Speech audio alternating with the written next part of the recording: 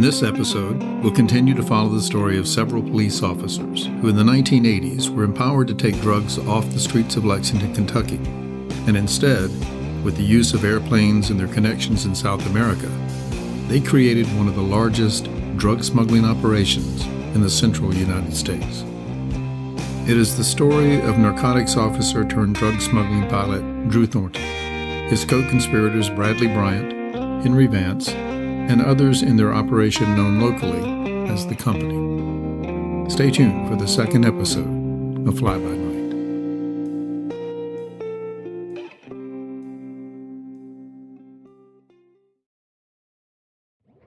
In episode 1, you learned how Lexington, Kentucky law enforcement, DEA, and members of the local FBI field office became aware of the criminal enterprise of Drew Thornton and his partners.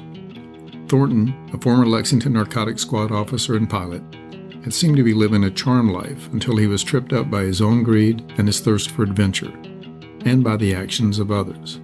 There was suspicion surrounding the disappearance of a young woman who had been supplying information on Lexington area drug use to one of Thornton's fellow narcotics officers, a young woman whose remains haven't been found to this day. There was the theft of specialized military equipment from the famed China Lake Weapons Depot in California. That theft was soon tied to Thornton's partner Bradley Bryant. According to later indictments, Bryant had enlisted the help of a cousin who was serving at China Lake to steal night vision equipment and weapons. Bryant's plan was that they would use an empty plane to transport the military gear to Colombia, where they would then trade it for drugs to fly back to the States. It was the unraveling of this plot that would eventually temporarily ensnare pilot Drew Thornton, but not before he had successfully made multiple drug-running flights from South America into Kentucky. Because Thornton and his associates got away with them, the stories of most of the successful flights can never be shared. But there are a couple that stand out due to evidence left behind, and because of the actions of a corrupt DEA agent named Harold Brown. There is the strange case of a DC-3, registered at that time as November 625 Echo, found on an airport in western Kentucky. According to a published report of the Times, local police found Thornton and two other men with the plane, but without a warrant, they had no probable cause for a search. Though it was strongly suspicioned by police that the plane had been used by Thornton to bring in a large cargo of pot, DEA agent Harold Brown's unusual actions beginning several days earlier, and again on that night, diverted the attention of legitimate law enforcement, and that allowed Thornton and his crew to get away untouched. Everything seemed to go Thornton's way that night, including failed surveillance as they left the airport and made their way onto the Bluegrass Parkway and other highways. Thornton and his partners were able to elude a car that was tailing them, and there were odd phone calls from Brown that seemed to indicate the plane had been spotted elsewhere. By the time a search warrant was executed and the plane searched, the cargo area of the DC-3 had been doused with a motor oil additive known as STP, empty cans of which littered the interior, and no incriminating evidence was to be found. At the time, the DC-3 was registered to Air Transport Systems, a Delaware-based company apparently owned by Thornton. It would be re-registered as November 999 Alpha Tango, and years later would once again become November 625 Echo before disappearing from the FAA registry forever in August of 2013. DEA agent Harold Brown's actions and relationships were causing great concern with his co-workers and bosses in the agency. According to a former Lexington area detective who provided information on Brown and others in an unrecorded background interview, Brown was considered the center point of information on drug smuggling in Kentucky, but often refused to share any useful information with other members of law enforcement agencies. Retired FBI agent Jim Huggins recalls hearing about Harold Brown's alleged role in providing cover for Thornton's operations. We had received information, I can't remember the exact date, but that there was a plane flown into Bluegrass Field loaded down with marijuana, and was unloaded there, and then the plane was then flown down to Bowman Field where it was abandoned. We received confirmation of that. At the time, it was reported, I think, in the newspaper about this mysterious plane, but not much else. But later we learned from a very good source of information who was present at the time the plane was unloaded that told the whole story, what happened there. And supposedly the head of the DEA in Louisville, a guy by the name of Harold Brown, was knowledgeable of this and was supposedly providing protection for the guys in Louisville when they abandoned the plane. But that was not a subject of an FBI investigation at the time. It was pretty much worked by the local police and DEA. But even with strong suspicions about his alleged role in helping thwart that investigation into Thornton's DC-4 that had landed at Bluegrass Field with tons of pot on board, Brown escaped indictment as others were being charged.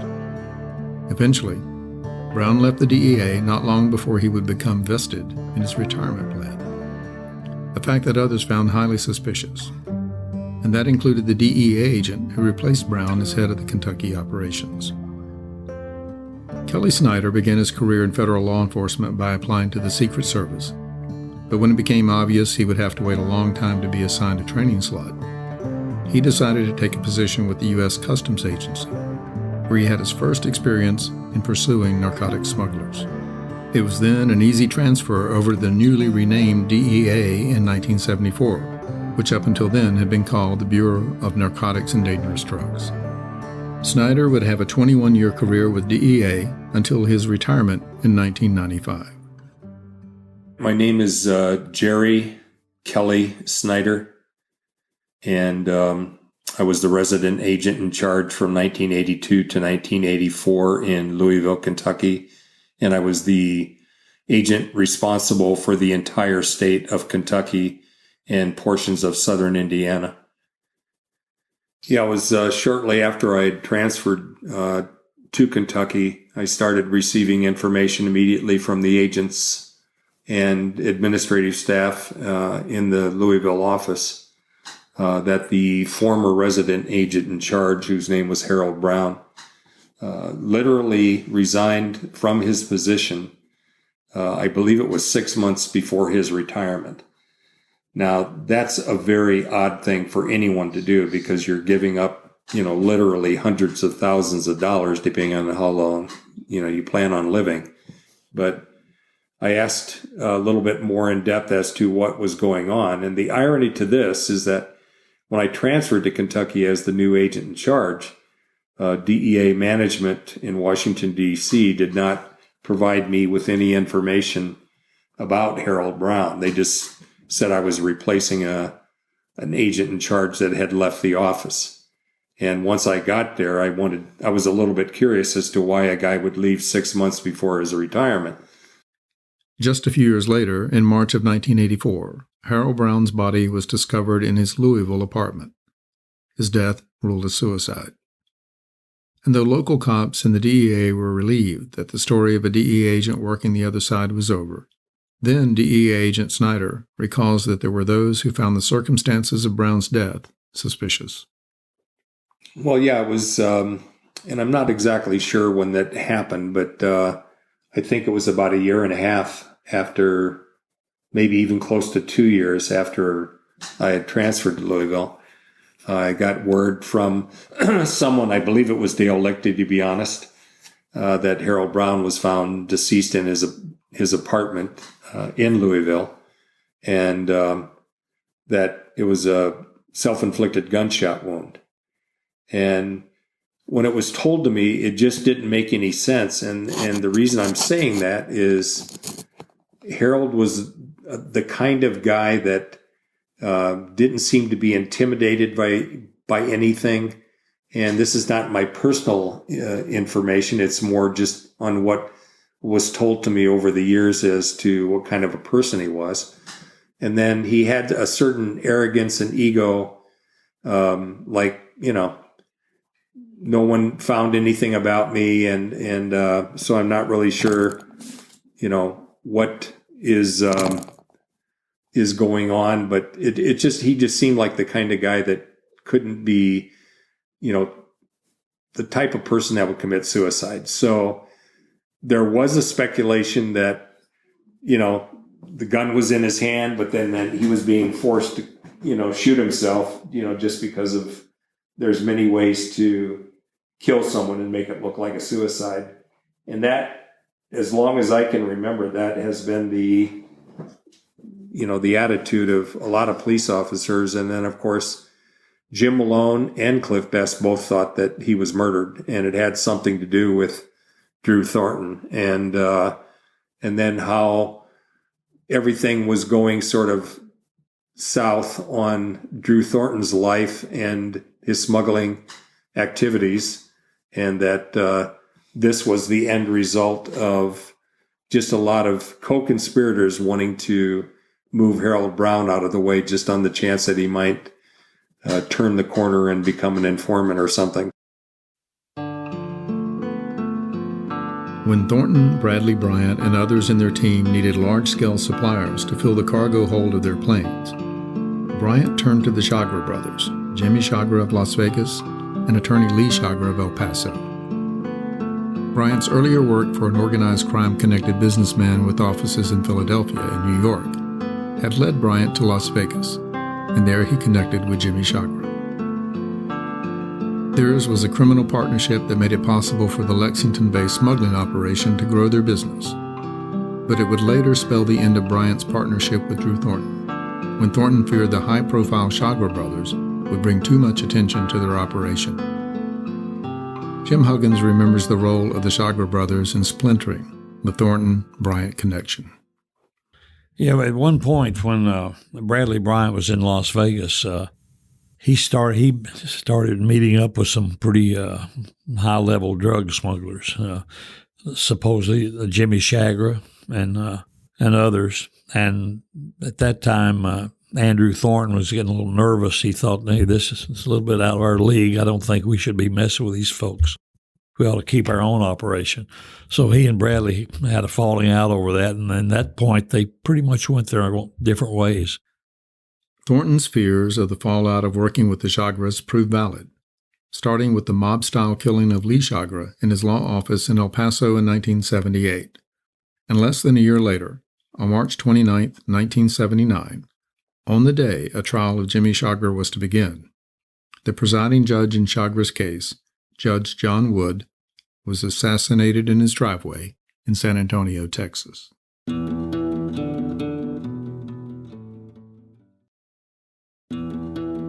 Jimmy Smuggler's life and crime is well documented, with relationships to organized crime families in the Northeast and Las Vegas. And Smuggler was under intensive investigation for drug smuggling using boats and planes. Charged with trafficking, Smuggler was set to face Judge Wood, who was sometimes known as Maximum John for his reputation of handing out the longest sentence possible. It was suspected by Smuggler and his legal team that Judge Wood was planning a sentence of life without parole for Jimmy Smuggler. So Smuggler hired Charles Harrelson to kill Wood. Harrelson, father of actor Woody Harrelson, was eventually arrested, convicted, and sentenced to 2 life terms for the murder. Incarcerated at the Florence Supermax prison, Harrelson died of a heart attack in March of 2007. Jimmy Smuggler was acquitted of the murder of Judge Wood, but was sentenced on other charges and eventually admitted his role in the conspiracy in hopes of getting his wife released from prison for her role in the assassination. But his admission of his guilt wasn't enough to free his wife. She died in prison, and Smuggler was released for health reasons in 2003. Living under the name James Madrid, Jimmy Smuggler died in 2008. As FBI agent Huggins mentioned earlier, the attention that his partner Bradley Bryant's connections brought to the organization finally became too much for Drew Thornton. And with the relationships he now had in Colombia, and with new partners both in and out of aviation to support him, Thornton began to make the move from smuggling large volumes of marijuana to the far more lucrative smuggling of cocaine. When aerial smugglers transitioned from pot to coke, they no longer had need for large transport and cargo-type aircraft, the kind of planes that were more likely to draw attention when landing at rural airports. Now, with smaller, faster, twin-engine aircraft outfitted with long-range fuel tanks, they wouldn't need to expose themselves to as much scrutiny by landing at intermediate airports for fuel. Instead, smugglers could make non-stop runs from Colombia to airports throughout the Southeast. And in the air, they could blend in more easily, often timing their inbound runs through the Caribbean and Bahamas to occur on Sundays, when the largest number of flying vacationers were returning from weekend trips in similar-sized planes, and when radar scopes were full of targets. Rick Sanders has had a long and broad-based law enforcement career on the local, state, and federal level. He currently serves as the Chief of Police in Jeffersontown, Kentucky, just south of Louisville. Before that, he was the Commissioner of the Kentucky State Police. But for over 20 years, he was a DEA agent and helicopter pilot with postings in Florida, the Midwest, and Kentucky. While in Florida in the late 80s and early 90s, Sanders had a first-hand look at the results of the often dangerous flying of drug smuggling pilots like Drew Thornton. Yeah, the first thing that comes to mind is we used to do 30-day TDYs in the Bahamas. I was flying a Bell 412, which is basically a twin-engine Huey for the government. And we would work with the Bahamian police trying to stop smuggling activity in the islands. And I remember my first flight out over the Caribbean, I saw several airplanes submerged in water that had been unsuccessful bringing loads back into the country. In particular, there was an island in the Caribbean there, right off the coast of Nassau, and I can't remember the name of the island, but Carlos later had used that, bought that, and maybe even built the strip. I don't know, but he had the reputation of being that cowboy flying loads into the Caribbean. But I can remember seeing airplanes, that had run off the runway or missed the strip or whatever, spread out throughout the Caribbean. Though Thornton ran some of the same routes from Colombia to the southeast, unlike the pilots of the crashed and abandoned plane Sanders saw, his luck wouldn't run out until that night when he was over Knoxville. By then, Thornton was flying smaller, faster twins. No longer needing larger planes the size of a DC-4 Skymaster and large ground operations to offload and transport huge bales of pod in trucks, Thornton could bring in a few hundred pounds of cocaine in the back of a Cessna Titan twin and easily move it in the trunk of a nondescript sedan. Just another small plane landing at another airport with luggage being loaded into a car destined to join tens of thousands of other cars on the highways of Georgia, Tennessee, and Kentucky. Thornton built new partnerships to help him fly coke into the Southeast and Kentucky. And according to law enforcement and media reports of the time, one of his most important partners was Burt Gordon, who worked closely with infamous cocaine importer Carlos Lader. Burt Gordon, one of those shadowy characters that surface when researching major drug smuggling operations, has been described as either one of the key players in supporting the Medellin cartel and Lader's operations out of Norman's Key, an island in the Bahamas, or alternately as a small-time player who exaggerated his importance. We'll have more on Burt Gordon and the aerial smuggling operations of Carlos Lader in a future episode. Coming up in Episode 3, you'll hear of those whose contacts with Thornton's smuggling business led to their disappearance or their deaths. You'll hear of Melanie Flint, once an aspiring performer from Lexington who is said to have been a possible informant, working with officers who served on the city's first narcotics squad. And you'll hear the tragic case of a prosecutor in Florida who opened his front door to find an assassin.